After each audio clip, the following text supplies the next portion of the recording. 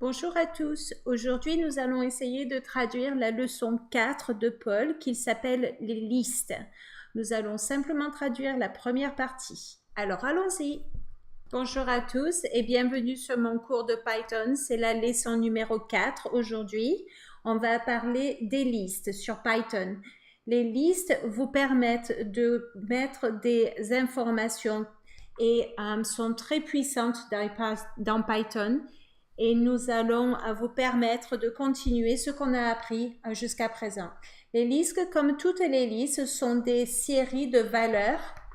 Ils peuvent avoir plusieurs sortes, donc ça peut être des numéros ou des textes. Et les valeurs dans les listes de Python sont référencées en tant que items, c'est-à-dire les articles et les aliments. On peut les ajouter, on peut les enlever du début à la fin, ou bien alors on peut faire beaucoup de choses avec ces listes. Et c'est ce qu'on va apprendre aujourd'hui dans ce cours. Alors allons-y. La prochaine chose que nous allons faire, c'est de créer une liste. J'en ai créé une sur mon ordinateur pour ne pas que vous ayez à regarder ce que je suis en train d'écrire. Mais la liste de Python, pour créer une liste, il faut ouvrir des guillemets pour séparer les valeurs. Si on commence à parcourir cela, on parcourt ce test et on print, donc on lance l'application de la liste. Si on veut choisir un de ces éléments et non pas toute la liste, on peut utiliser un index. L'index 1 par exemple, et on arrive ici. Une chose très importante à savoir, c'est que l'index commence toujours à 0. Donc, si vous voulez avoir la première index, vous devez commencer à 0 et non pas à 1. Si vous ne faites pas attention à ce 0, vous n'aurez pas le bon rang de données. Si vous avez tapé 0 ici, vous allez avoir la première valeur de la liste. Si vous voulez avoir la dernière information de la liste, vous allez taper -1. C'est très simple de changer les valeurs dans Python. Si vous voulez changer la première valeur sur les listes, c'est-à-dire Roblox par exemple, vous écrirez ma liste 0 et vous allez avoir Roblox. Entre guillemets toujours, n'oubliez pas le 0.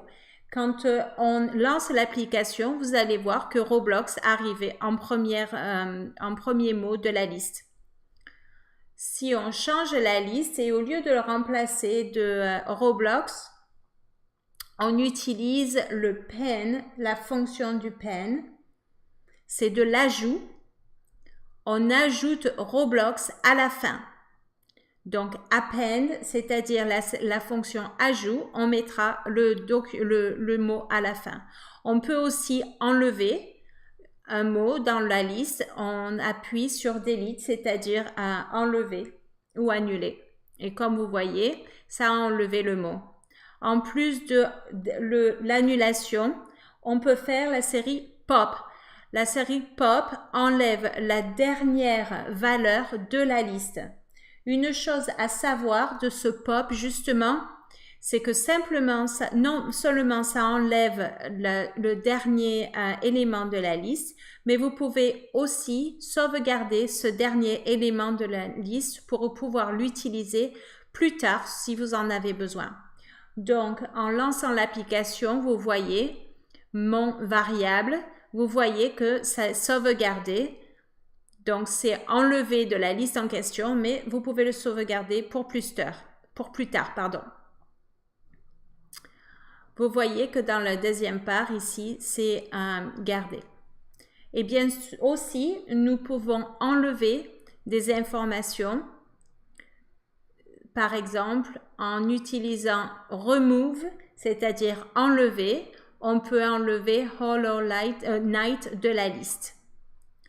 On peut aussi trier cette liste par utilisant le sort command, c'est-à-dire la commande pour trier. C'est une fonction de Python qui est très très utile pour pouvoir trier et mettre en ordre nos informations de la liste. soyez sûr qu'en triant la liste, nous ne pouvons pas le remettre en question. Donc, faites bien attention avant de commencer cet ordre. Mais si le programme continue, si vous voulez accéder à cette liste, vous pouvez donc trier cette liste. La dernière chose dont je voulais vous parler aujourd'hui, c'est comment trouver la longueur de la liste. En imaginant que nous ne savions pas la longueur de cette liste, on peut utiliser la fonction len, c'est-à-dire c'est la fonction de la longueur. Len, c'est un diminutif en fait de length qui veut dire longueur. Donc en l'écrivant len, L-A-N, vous pouvez trouver la longueur. Nous pouvons utiliser beaucoup plus de fonctions. Nous pouvons mettre mylist avec un point à la fin et vous aurez la liste de toutes les fonctions de Python. On en a utilisé quelques-unes, mais il y en a tellement plus que vous pouvez apprendre à utiliser de vous-même. Et voilà, c'est tout pour l'introduction de Python. Sur la deuxième leçon, nous allons essayer d'aller en loop, c'est-à-dire de faire la liste en boucle. Ça, c'est très important pour la suite, puisqu'on va apprendre à changer les valeurs en enlevant, en triant, mais la prochaine fois, nous allons apprendre à faire des boucles et aussi en indentant, en mettant à la ligne d'information. À bientôt!